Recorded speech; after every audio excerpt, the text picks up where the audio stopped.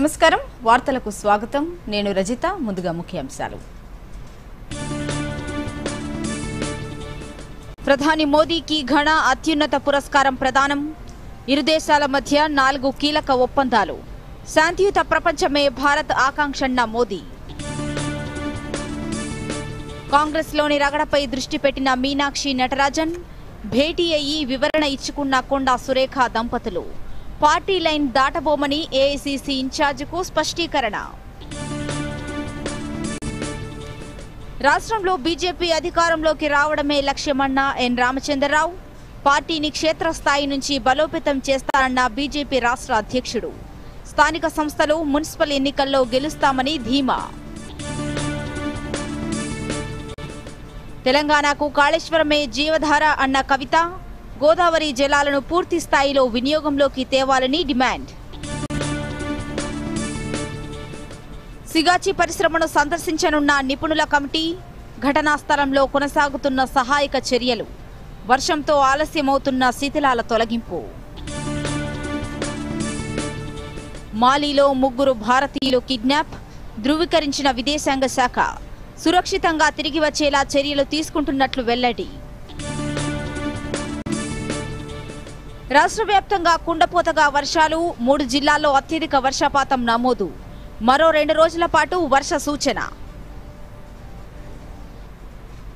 ఇక వివరాలు 5 దేశాల పర్యటనలో భాగంగా మొదట ఘనా చేరుకున్న ప్రధాని మోదీకి ఆ దేశం తమ అత్యున్నత పౌర పురస్కారంతో సత్కరించింది 140 కోట్ల భారతీయుల తరపున వినమ్రంగా స్వీకరిస్తున్నట్లు తెలిపారు ఘనా అధ్యక్షుడితో భేటీ తర్వాత ఇరు దేశాల మధ్య ప్రతినిధుల స్థాయి సమావేశం జరిగింది ఈ సందర్భంగా 4 కీలక ఒప్పందాలు జరిగాయి దీనిపై మరిన్ని వివరాలు చూద్దాం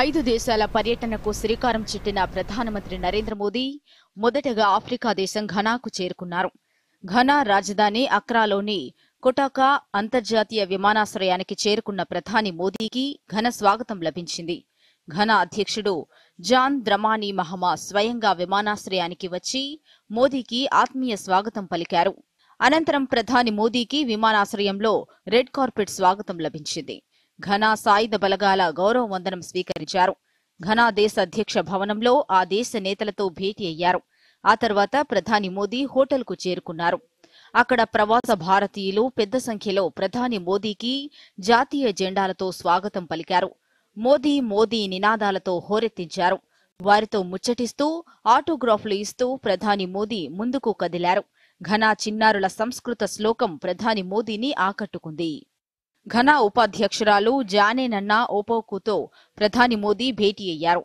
ఆప్యాయంగా పలకరించుకున్నారు ఘనా అధ్యక్షుడు జాన్ ద్రమాని మహామాతో ప్రధాని మోదీ భేటీ అయ్యి ద్వైపాక్షిక సంబంధాల బలోపేతం దిశగా చర్చలు జరిపారు అనంతరం ఇరు దేశాల ప్రతినిధి బృందం స్థాయి సమావేశం జరిగింది ఘనాలో పెరుగుతున్న ద్వైపాక్షిక వాణిజ్యం భారతీయ పెట్టుబడులను స్వాగతించారు రక్షణ భద్రతా సహకారం గురించి కూడా మాట్లాడారు ఈ సందర్భంగా ప్రధాని మోదీ ఘనా అధ్యక్షుడు మహమా సమక్షంలో సంస్కృతి ప్రమాణాలు ఆయుర్వేదం సాంప్రదాయ వైద్యంలో 4 కీలక ఒప్పందాలపై సంతకాలు జరిగాయి చర్చల తర్వాత ఉమ్మడి ప్రకటన చేశారు ఉభయ దేశాల మధ్య ద్వైపాక్షిక సహకారాన్ని విస్తృత స్థాయి భాగస్వామ్యంగా మార్చాలని నిర్ణయించినట్లు ప్రధాని మోదీ తెలిపారు ప్రపంచ ఉగ్రవాదాన్ని కట్టడి దిశగా సహకరించుకోవాలని నిర్ణయించినట్లు చెప్పారు భారతదేశం మద్దతు ఇచ్చే మౌలిక సదుపాయాలు సామర్థ్య నిర్మాణ ప్రాజెక్టుల ద్వారా అభివృద్ధి భాగస్వామ్యాన్ని మరింతగా పెంచుకోవడానికి ఆరోగ్యం ఫార్మా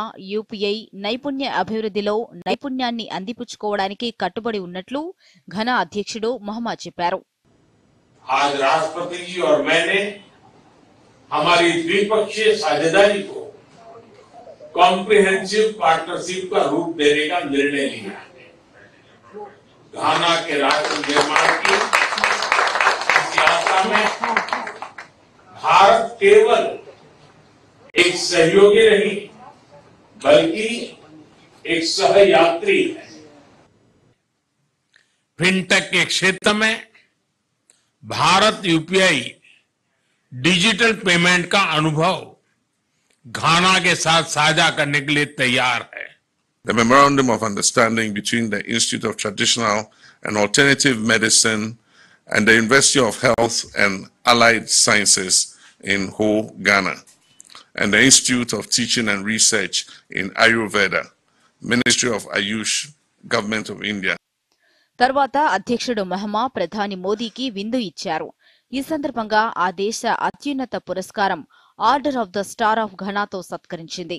ఈ అవార్డును ఘనా అధ్యక్షులు జాన్ మహమా ప్రధాని మోదీకి బహూకరించారు. ఈ సందర్భంగా ప్రధాని మోదీ మాట్లాడుతూ ఘనా అందించిన జాతీయ పురస్కారం తనకెంతో గర్వకారణమని 140 కోట్ల భారతీయుల తరపున వినమ్రంగా స్వీకరిస్తున్నట్లు చెప్పారు. యువత ఆకాంక్షలు, ఉజ్వల భవిష్యత్తు, దేశ విభిన్న సంస్కృతి సంప్రదాయాలకు, భారత్ ఘనా చారిత్రక సంబంధాలకు order of the star of Ghana పురస్కారాన్ని అంకితమిస్తున్నట్లు తెలిపారు. 30 ఏళ్లలో తొలిసారిగా ఘనా వెళ్లిన భారత ప్రధానిగా నరేంద్ర మోదీ నిలిచారు. 2 రోజుల ఘనా పర్యటనలో ప్రధాని మోదీ ఆ దేశ పార్లమెంట్ను ఉద్దేశించి ప్రసంగిస్తారు.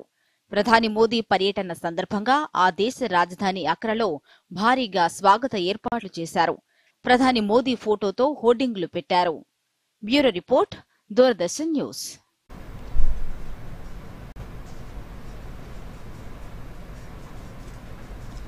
బ్రిక్స్ దేశాల మధ్య భాగస్వామ్యాన్ని బలోపేతం చేసే లక్ష్యానికి భారత్ కట్టుబడి ఉందని ప్రధానమంత్రి నరేంద్ర మోదీ స్పష్టం చేశారు. బ్రెజిల్లో ఈ నెల 6 నుంచి 2 రోజుల పాటు జరిగే 17వ బ్రిక్స్ శిఖరాగ్ర సదస్సుపై ట్వీట్ చేశారు. శాంతియుతమైన బహుళ ధృవ ప్రపంచాన్ని భారత్ ఆకాంక్షిస్తోందన్నారు. వ్యవస్థాపక దేశం హోదాలో బ్రిక్స్ కూటమి బలోపేతానికి అన్ని చర్యలను చేపడతామని మోదీ వెల్లడించారు. ఈ సదస్సు సందర్భంగా రియో డిజనెరోలో వివిధ దేశాల ప్రభుత్వాధినేతలతో ద్వైపాక్షిక అంశాలపై చర్చిస్తానన్నారు. బ్రెజిల్ అధ్యక్షుడు లూయిజ్ ఇనాసియో లులా డా సిల్వాతో జరిగే సమావేశంలో వర్తమాన దేశాల బలోపేతంపై ముఖ్య చర్చ జరుగుతుందన్నారు.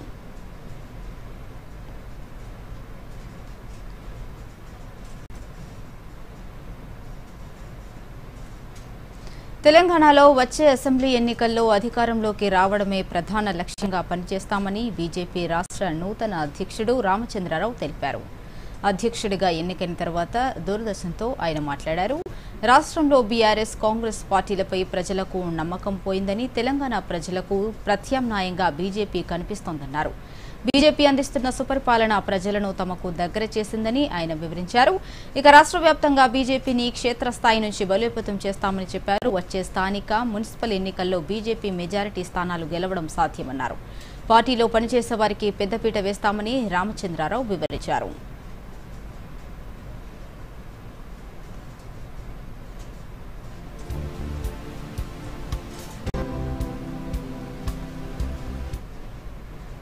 श्री मोदी जी, हमारे प्रधानमंत्री श्री अमित शाह जी, श्री नड्डा जी और कई नेताओं के आशीर्वाद से, और यहाँ किशन रेड्डी जी, हमारे लक्ष्मण जी, हमारे जो प्रदेश के जो नेतृत्व हैं, इन सब के आशीर्वाद से मुझे भारतीय जनता पार्टी तेलंगाना राज्य का अध्यक्ष चुना गया है।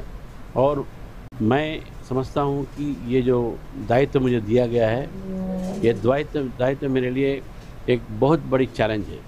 मेरे सामने आने वाले दिनों में भारतीय जनता पार्टी को ग्रामीण स्तर से मजबूत करना, दूसरी तरफ भारतीय जनता पार्टी के हम जो सपना देखते थे कि तेलंगाना में बीजेपी की सरकार बनेगी, उसको साकार करना।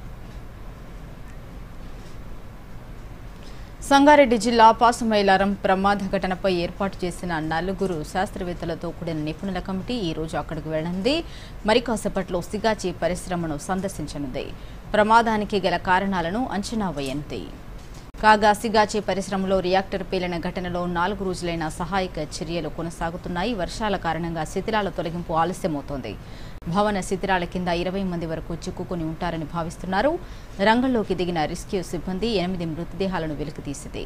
మరో 12 మంది ఆచూకీ లభించడం లేదు. వెలికితీసిన మృతదేహాలు మాంసం ముద్దల్లా మారిపోవడంతో వాటిని గుర్తించేందుకు వైద్యులు DNA పరీక్షలు నిర్వహిస్తున్నారు.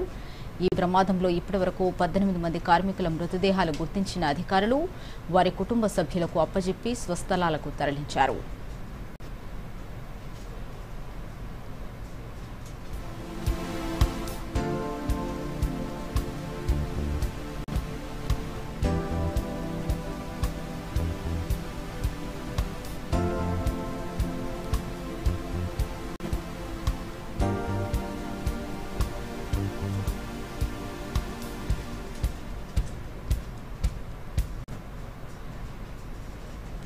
ప్రపంచవ్యాప్తంగా నేడు ప్లాస్టిక్ బ్యాగ్ వ్యతిరేక దినోత్సవాన్ని జరుపుకుంటున్నారు.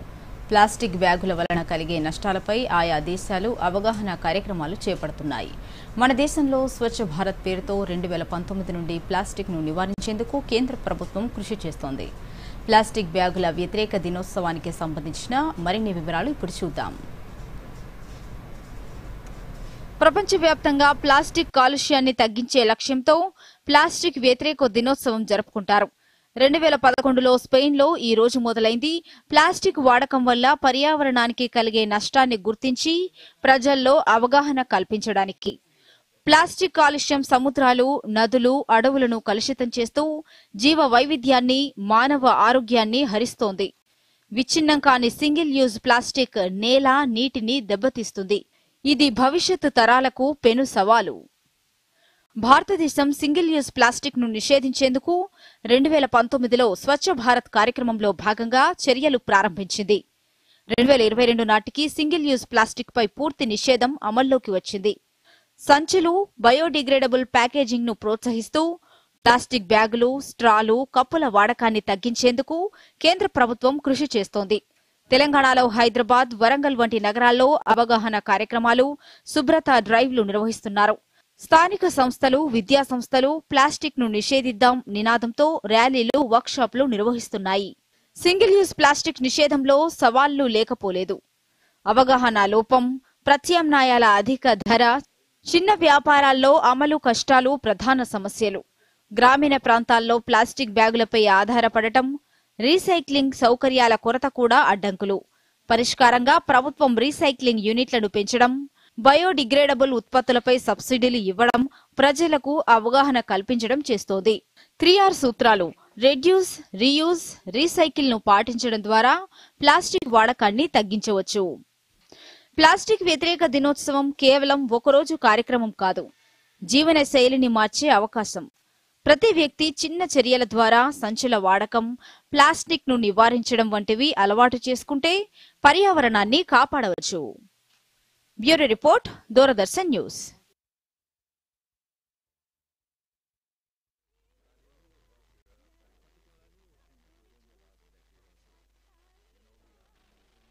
త్వరగా కానీ గురు, ప్లీజ్ త్వరగా. ఇంకో మ్యాచ్ ఏదైనా ఉందా? అలాంటిదే అనుకో గురు, బ్యాంక్ వెళ్ళాలి తాతగారిని తీసుకొని. అవును కదా, వయసు అయిపోయినప్పుడు అప్పుడప్పుడు సహాయం కావాలి మరి. కానీ బ్యాంకింగ్ కాదు. అయినా గానీ ఆర్బీఐ ఉంటుంది, సీనియర్ సిటిజన్స్ అందరికంటే ముందని. మీరు 70 ఏళ్లు నిండిన వారైనా, మీరు బ్యాంకుకి వెళ్ళలేకపోయినా బ్యాంకు మీ దగ్గరికి వస్తుంది అవసరమైన సేవలతో, అది యోగ్యమైన ధరలకి. సీనియర్ అందరికన్నా ముందు. ఆర్బీఐ అంటుంది, విషయాలు తెలుసుకోండి, జాగరూకంగా ఉండండి. వార్తలకు తిరిగి స్వాగతం. ఈ మధ్య కాలంలో వరంగల్ కాంగ్రెస్ లో జరుగుతున్న వరుస ఘటనలపై ఏఐసీసీ ఇన్ఛార్జ్ మీనాక్షి నటరాజన్ దృష్టి సారించారు. ఈ నేపథ్యంలో మంత్రి కొండా సురేఖ దంపతులు ఈ ఉదయం మీనాక్షి నటరాజన్తో భేటీ అయ్యి వివరణ ఇచ్చుకున్నారు. ఇటీవల కాంగ్రెస్ నేతలపై కొండా మురళి చేసిన వ్యాఖ్యలు దుమారం రేపడంతో పార్టీ అధిష్టానానికి ఫిర్యాదులు వెళ్లాయి. దీంతో మీనాక్షితో కొండా సురేఖ దంపతుల భేటీ ప్రాధాన్యం సంతరించుకుంది. వరంగల్ కాంగ్రెస్ లో నెలకొన్న పరిస్థితులను మీనాక్షి నటరాజన్ కు వివరించారు. పార్టీ లైన్ దాటబోమని స్పష్టం చేసినట్లు సమాచారం. అనంతరం మంత్రి కొండా సురేఖ మీడియాతో మాట్లాడుతూ రాహుల్ గాంధీని ప్రధానిని చేయడమే తమ లక్ష్యమన్నారు. రాబోయే స్థానిక సంస్థల ఎన్నికల్లోనూ మెజారిటీ స్థానాల్లో సత్తా చాటుతామన్నారు. అధిష్టానం ఆదేశాలను తప్పకుండా పాటిస్తామని చెప్పినట్లు వెల్లడించారు.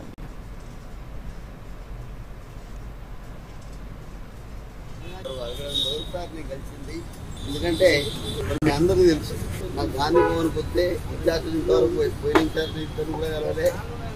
కానీ నేను మీనాక్షి అమ్మ వచ్చిన తర్వాత మొదటిసారి కలిసినా కాబట్టి నాకు బాగా సంతోషం అనిపించింది. వారు కూడా మీరు చెప్పినంత వినడం జరిగింది. నేను ఒకటే మాట చెప్తున్నా, కాంగ్రెస్ పార్టీని బతికించుకుంటే కాళేశ్వరం ప్రాజెక్టుపై బీఆర్ఎస్ నాయకురాలు ఎమ్మెల్సీ కల్వకుంట్ల కవిత కీలక వ్యాఖ్యలు చేశారు. ఈ మేరకు ఆమె సోషల్ మీడియా వేదికగా పోస్టు పెట్టారు. తెలంగాణ జీవధార కాళేశ్వరం ప్రాజెక్టు అని పునాదులు తవ్విన నాటి నుంచే ఈ ప్రాజెక్టుపై కొందరు పని కట్టుకుని అసత్యాలు ప్రచారం చేస్తున్నారని ఆమె అన్నారు. పొరుగు రాష్ట్రం జలదోపిడీకి పాల్పడుతుంటే తెలంగాణ రాజకీయ నాయకులు కాళేశ్వరం ప్రాజెక్టుని తప్పుపడుతున్నారని విమర్శించారు. గోదావరి నది నుంచి ఎక్కువ నీటిని వినియోగించుకునే కాళేశ్వరం ప్రాజెక్టును పూర్తి స్థాయిలో వినియోగంలోకి తేవాలని డిమాండ్ చేశారు. తెలంగాణకు ఎప్పటికీ కాళేశ్వరమే లైఫ్ లైన్ అని కాళేశ్వరం ప్రాజెక్టుపై చేస్తున్న అసత్య ప్రచారానికి ఇదే తన సమాధానమంటూ ఓ దినపత్రికలో వచ్చిన కథనాన్ని ఎమ్మెల్సీ కవిత పోస్ట్ చేశారు.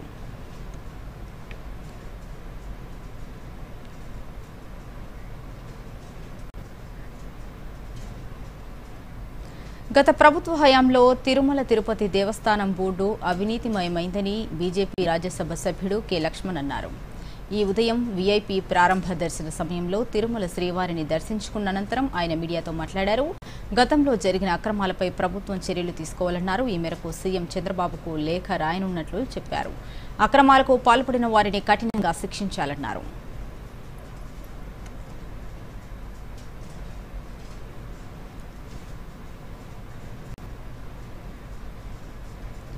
పర్యావరణ పరిరక్షణ ప్రతి ఒక్కరి బాధ్యత అని హనుమకొండ జిల్లా పరకాల అసెంబ్లీ నియోజకవర్గం శాసనసభ్యుడు రేవూరి ప్రకాష్ రెడ్డి అన్నారు.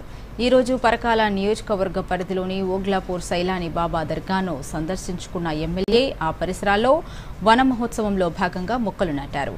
ఈ సందర్భంగా ప్రకాష్ రెడ్డి దూరదర్శన్తో మాట్లాడుతూ ప్రపంచవ్యాప్తంగా పర్యావరణంలో మార్పులు వస్తున్నాయని, వాటిని అధిగమించాలంటే ప్రతి ఒక్కరూ స్వచ్ఛందంగా మొక్కలు నాటాలని సూచించారు.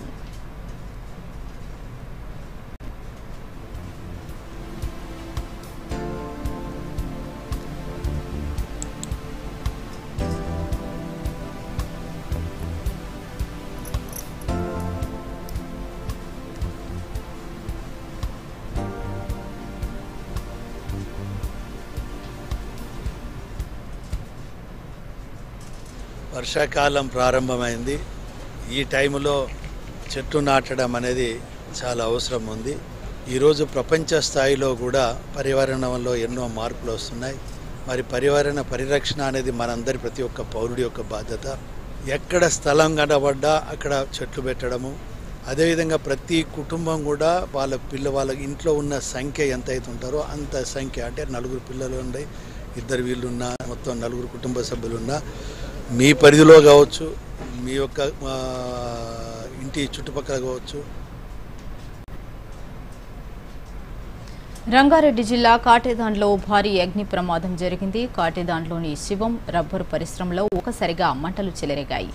అగ్నిమాపక సిబ్బంది ఘటనా స్థలికి చేరుకుని 4 అగ్నిమాపక యంత్రాలతో మంటలను ఆర్పివేశారు. పరిశ్రమలో రబ్బరు సామాగ్రి ఎక్కువగా ఉండటంతో దట్టమైన పొగలు వ్యాపించాయి.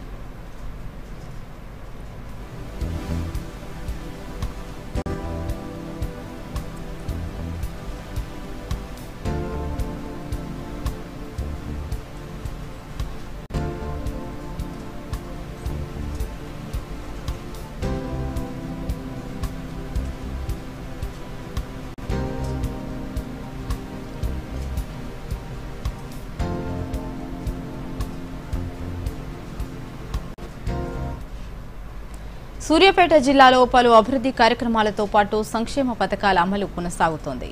జిల్లాలో పలువురు మంత్రులు పర్యటిస్తూ సంబంధిత శాఖల అభివృద్ధి పనులు పర్యవేక్షిస్తున్నారు. సూర్యాపేట జిల్లాకు సంబంధించిన మరిన్ని వివరాలు ఇప్పుడు డిస్ట్రిక్ట్ రౌండప్లో చూద్దాం.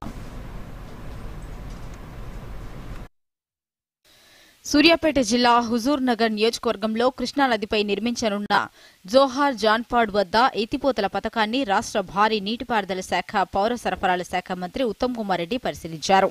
నిర్మాణ పనులు త్వరగా పూర్తి చేయాలని కాంట్రాక్టర్స్ ని అధికారులను మంత్రి ఆదేశించారు.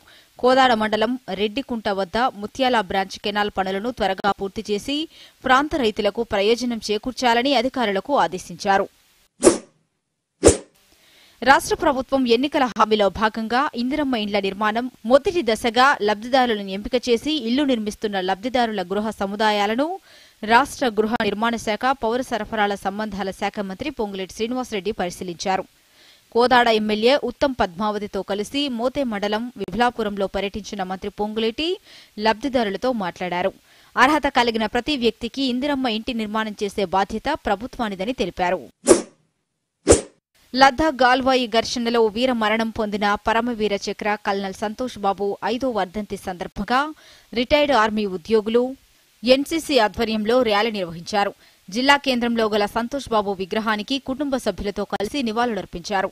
ఈ సందర్భంగా అమరులైన వీర జవాన్ల త్యాగాలను స్మరించుకున్నారు. దేశంలో ఎమర్జెన్సీ విధించి 50 సంవత్సరాలు పూర్తయిన సందర్భంగా బీజేపీ సూర్యాపేట జిల్లా పార్టీ కార్యాలయంలో ఫోటో ఎగ్జిబిషన్, అవగాహన సదస్సు కార్యక్రమాలు నిర్వహించారు.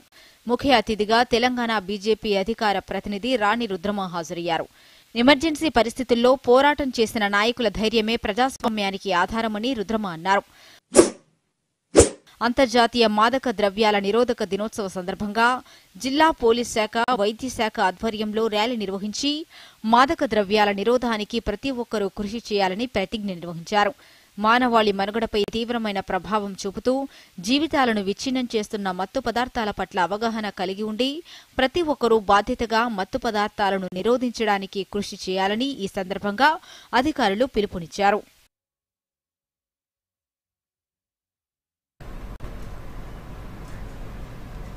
ఢిల్లీలో 29వ international conference and exhibition and broadcast media టెక్నాలజీని ప్రసార భారతి చైర్మన్ నవనీత్ కుమార్ సెహగన్, సీఈఓ గౌరవ్ ద్వివేది ప్రారంభించారు. ప్రగతి మైదాన్లో జరుగుతున్న బీఎస్ ఎక్స్పో ఈ నెల 5 వరకు జరగనుంది.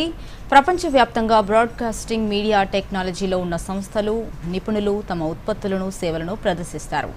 దీంట్లో మారుతున్న బ్రాడ్కాస్ట్ అండ్ మీడియా టెక్నాలజీపై కార్యశాలలు నిర్వహిస్తారు.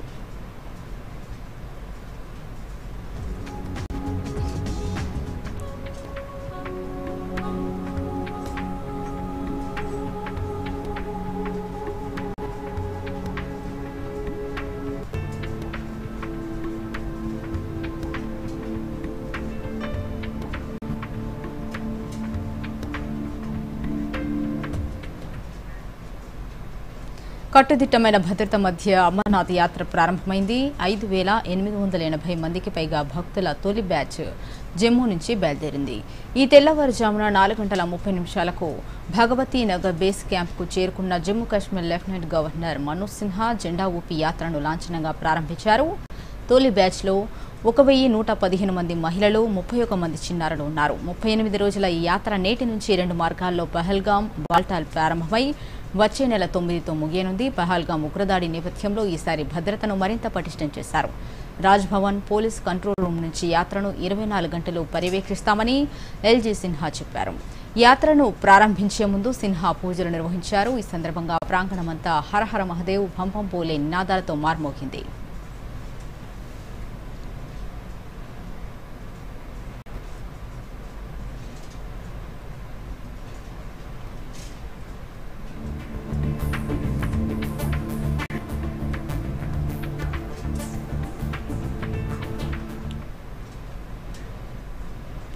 హాసన్ జిల్లాలో ఇటీవల చోటు చేసుకున్న మరణాలకు కోవిడ్ టీకాల ప్రభావమే కారణం కావచ్చని కర్ణాటక సీఎం సిద్దరామయ్య అనుమానం వ్యక్తం చేశారు. తాజాగా బయోకాన్ చీఫ్ కిరణ్ మంజుదార్ షా ఈ వ్యాఖ్యలపై స్పందించారు. సిద్దరామయ్య అనుమానాలను తోసిపుచ్చిన ఆమె సీఎం వ్యాఖ్యలు తప్పుదోవ పట్టించేవిగా ఉన్నాయన్నారు. భారత్లో అభివృద్ధి చేసిన కోవిడ్-19 వ్యాక్సిన్లు అత్యవసర వినియోగ అధికార చట్టం కింద ఆమోదించారన్నారు. భద్రత, సమర్థత కోసం ప్రపంచ ప్రమాణాలకు అనుగుణంగానే ఇది తయారైందని కిరణ్ మంజుదార్ తెలిపారు. ఈ వ్యాక్సిన్లపై తప్పుడు సమాచారాన్ని ప్రచారం చేయొద్దని ఆమె సూచించారు. ఇవి లక్షల మంది ప్రాణాలను కాపాడాయని, ప్రజలపై దుష్పరిణామాలు సంభవించిన కేసులు చాలా అరుదుగా చోటు చేసుకున్నాయని తెలిపారు. ఈ వ్యాక్సిన్లపై నిందలు వేయడం మానేసి దాని అభివృద్ధి వెనుక ఉన్న సైన్స్ను గుర్తించడం చాలా ముఖ్యమని కిరణ్ మంజుదార్ అన్నారు.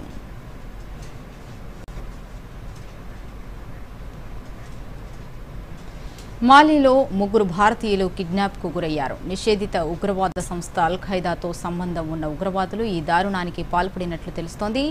ఈ విషయాన్ని భారత విదేశాంగ శాఖ ధృవీకరించింది. పశ్చిమ మాలీలోని కాయస్ ప్రాంతంలోని డైమండ్ సిమెంట్ ఫ్యాక్టరీలో దాడి చేసిన సాయుధ దుండగులు అక్కడి కార్మికులను బందీలుగా తీసుకెళ్లారు. వారిలో భారత్కు చెందిన 3 కార్మికులు కూడా ఉన్నారు. అల్ ఖైదా అనుబంధ సంస్థ జమాత్ నుస్రత్ అల్ ఇస్లాం వాల్ ముస్లిమిన్ ఈ దాడిని తామే చేశామని ప్రకటించింది. కిడ్నాప్ ఘటనను విదేశాంగ శాఖ తీవ్రంగా ఖండించింది. కిడ్నాప్కు గురైన భారతీయులను వీలైనంత త్వరగా సురక్షితంగా తిరిగి వచ్చేలా మాలీ చర్యలు తీసుకోవాలని కోరింది. ఈ సందర్భంగా మాలీలోని భారతీయ పౌరులందరూ అప్రమత్తంగా ఉండాలని పేర్కొంది.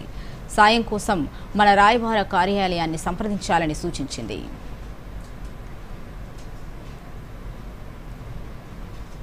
రష్యా నుంచి చమురు కొనుగోలు చేసే దేశాల నుంచి చేసుకునే దిగుమతులపై 500% పన్నుతో ఆర్థిక బంకర్ బస్టర్ జారవిడుస్తామంటూ అమెరికా సెనేటర్ లిండ్సే గ్రాహం వ్యాఖ్యలపై భారత్ స్పందించింది. క్వాడ్ సమావేశంలో పాల్గొనడానికి 4 రోజుల పర్యటన నిమిత్తం వాషింగ్టన్కు వెళ్లిన విదేశాంగ మంత్రి ఎస్ జయశంకర్ ఈ అంశంపై మాట్లాడారు.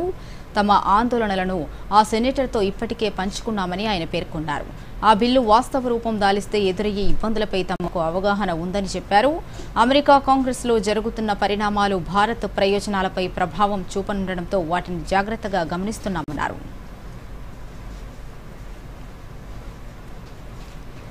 ఇక రాష్ట్ర వ్యాప్తంగా విస్తారంగా వర్షాలు కురుస్తున్నాయి. హైదరాబాద్తో సహా పలు జిల్లాల్లో గత 3 రోజులుగా వర్షం పడింది. గత 24 గంటల్లో రాష్ట్రంలోని 3 జిల్లాల్లో అధిక వర్షపాతం నమోదైనట్లు వాతావరణ శాఖ వెల్లడించింది. మహబూబాబాద్ జిల్లా గార్లా, భద్రాద్రి కొత్తగూడెం జిల్లా పాల్వంచలో అత్యధికంగా 9 సెంటీమీటర్ల వర్షపాతం నమోదైంది. భద్రాద్రి కొత్తగూడెం జిల్లా భద్రాచలంలో 8 సెంటీమీటర్లు, మహబూబాబాద్ జిల్లా బయ్యారంలో 7 సెంటీమీటర్లు, కామారెడ్డి జిల్లా గాంధారిలో 7 సెంటీమీటర్లు, హనుమకొండ జిల్లా ధర్మసాగర్, మహబూబాబాద్ జిల్లా గూడూరు వర్గల్, భద్రాద్రి కొత్తగూడెం జిల్లా టేకులపల్లి, అశ్వాపురంలో 6 సెంటీమీటర్ల చొప్పున వర్షం కురిసింది. కామారెడ్డి జిల్లా సదాశివనగర్, ఇల్లందు, మహబూబాబాద్లో 5 సెంటీమీటర్ల వర్షపాతం నమోదైంది. ఇక మరో 2 రోజుల పాటు రాష్ట్ర వ్యాప్తంగా వర్షాలు కొనసాగుతాయని వాతావరణ కేంద్రం వెల్లడించింది. రానున్న కొన్ని గంటల్లో రాష్ట్రంలోని పలు ప్రాంతాల్లో 30 నుంచి 40 కిలోమీటర్ల వేగంతో ఈదురుగాలులు వీచే అవకాశం ఉందని పేర్కొంది. ఈదురుగాలులతో కూడిన వర్షాలు కురిసే అవకాశం ఉన్నందున ప్రజలు అప్రమత్తంగా ఉండాలని సూచించింది.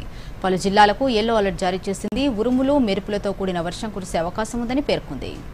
ఇక వర్షాల కారణంగా రహదారులపై నీరు నిలిచిపోవడం, విద్యుత్ సరఫరాకు అంతరాయం కలగడం వంటివి జరిగే అవకాశం ఉందని, ప్రజలు అనవసర ప్రయాణాలు చేయొద్దని అధికారులు సూచిస్తున్నారు. సహాయక చర్యల కోసం జిల్లా యంత్రాంగాలను అప్రమత్తం చేసినట్లు తెలిపారు. ఇంగ్లాండ్తో బర్మింగ్హామ్లో ప్రారంభమైన 2వ టెస్ట్ తొలి రోజు భారత జట్టు నిలకడగా ఆడింది. మ్యాచ్ ఆరంభంలో కాస్త తడబడినప్పటికీ చివరికి పటిష్టమైన స్థితిలో నిలిచింది. టాస్ ఓడి ముందుగా బ్యాటింగ్కు దిగిన భారత్కు ఆరంభంలోనే భారీ షాక్ తగిలింది. గత టెస్టులో సెంచరీ చేసిన కేఎల్ రాహుల్ ఈ మ్యాచ్లో 2 పరుగులకే అవుట్ అయ్యాడు. అయితే మరో ఓపెనర్ యశస్వి జైస్వాల్ మాత్రం తన ఫామ్ను కొనసాగించాడు. ఆరంభంలో ఆచితూచి ఆడిన జైస్వాల్ ఆ తర్వాత దూకుడు పెంచాడు. వ్యాడిన్ కార్సే, జోష్ టంగ్లను లక్ష్యంగా చేసుకుని బౌండరీలు రాబట్టాడు. మరో ఎండ్లో కరుణ్ నాయర్ 31 పరుగులకే అవుట్ అయినా ఉన్నంతసేపు జైస్వాల్కు సహకరించాడు.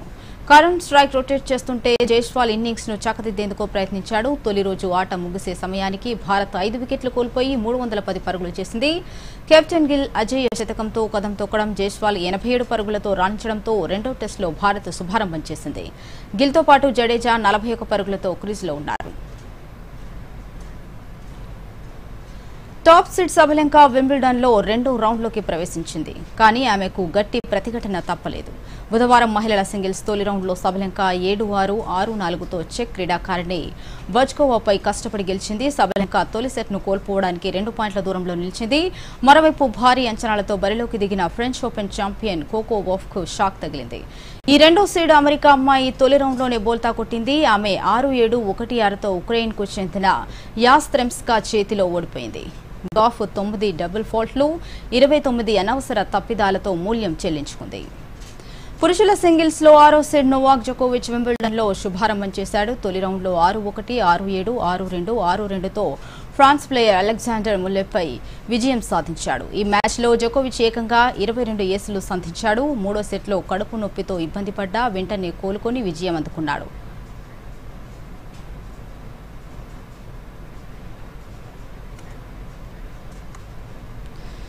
కెనడా ఓపెన్ సూపర్ 300 బ్యాడ్మింటన్ టోర్నీలో భారత స్టార్ ఆటగాడు కిదాంబి శ్రీకాంత్ 2వ రౌండ్లోకి ప్రవేశించాడు. 3 గేమ్ల హోరాహోరీ పోరులో శ్రీకాంత్ 18, 21, 21, 19, 21, 14తో సహచర ఆటగాడు ప్రియాంశు రజావత్ను ఓడించాడు. 6-6, 17, 17 ఇలా నువ్వా నేనా అన్నట్టుగా సాగిన తొలి గేమ్ను శ్రీకాంత్ కోల్పోయాడు. 2వ గేమ్ కూడా తొలి గేమ్ని తలపించింది. 18, 18తో శ్రీకాంత్ను సమం చేసిన ప్రియాంశు విజయానికి చేరువయ్యాడు. అయితే అసాధారణంగా పుంజుకున్న శ్రీకాంత్ 21, 19తో ఆ గేమ్ను ముగించడంతో తరువాతి గేమ్ను సొంతం చేసుకున్నాడు. ఇక ముఖ్యాంశాలతో వార్తలను ముగిద్దాం. నమస్కారం.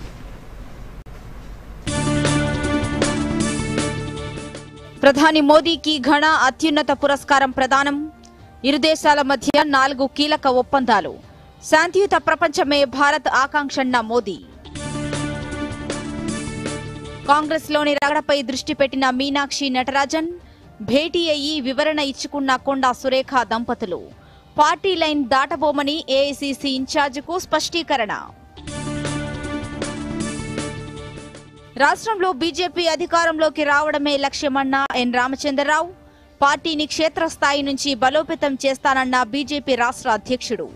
స్థానిక సంస్థలు, మున్సిపల్ ఎన్నికల్లో గెలుస్తామని ధీమా. తెలంగాణకు కాళేశ్వరమే జీవధార అన్న కవిత. గోదావరి జలాలను పూర్తి స్థాయిలో వినియోగంలోకి తేవాలని డిమాండ్. సిగాచి పరిశ్రమను సందర్శించనున్న నిపుణుల కమిటీ. ఘటనా స్థలంలో కొనసాగుతున్న సహాయక చర్యలు. వర్షంతో ఆలస్యమవుతున్న శిథిలాల తొలగింపు. మాలీలో 3 భారతీయులు కిడ్నాప్. ధృవీకరించిన విదేశాంగ శాఖ. సురక్షితంగా తిరిగి వచ్చేలా చర్యలు తీసుకుంటున్నట్లు వెల్లడి. రాష్ట్ర వ్యాప్తంగా కుండపోతగా వర్షాలు. 3 జిల్లాల్లో అత్యధిక వర్షపాతం నమోదు. మరో 2 రోజుల పాటు వర్ష సూచన. దూరదర్శన్ యాదగిరి వార్తలను ఇప్పుడు సోషల్ మీడియాలో కూడా చూడొచ్చు. యూట్యూబ్ అయితే డిడి న్యూస్ తెలంగాణ, ఎక్స్ వేదికగా అయితే DD news Telangana @DD Yadagiri news, Facebook అయితే డిడి న్యూస్ తెలంగాణలో చూసి సబ్స్క్రైబ్ చేసి లైక్ చేయండి, షేర్ చేయండి.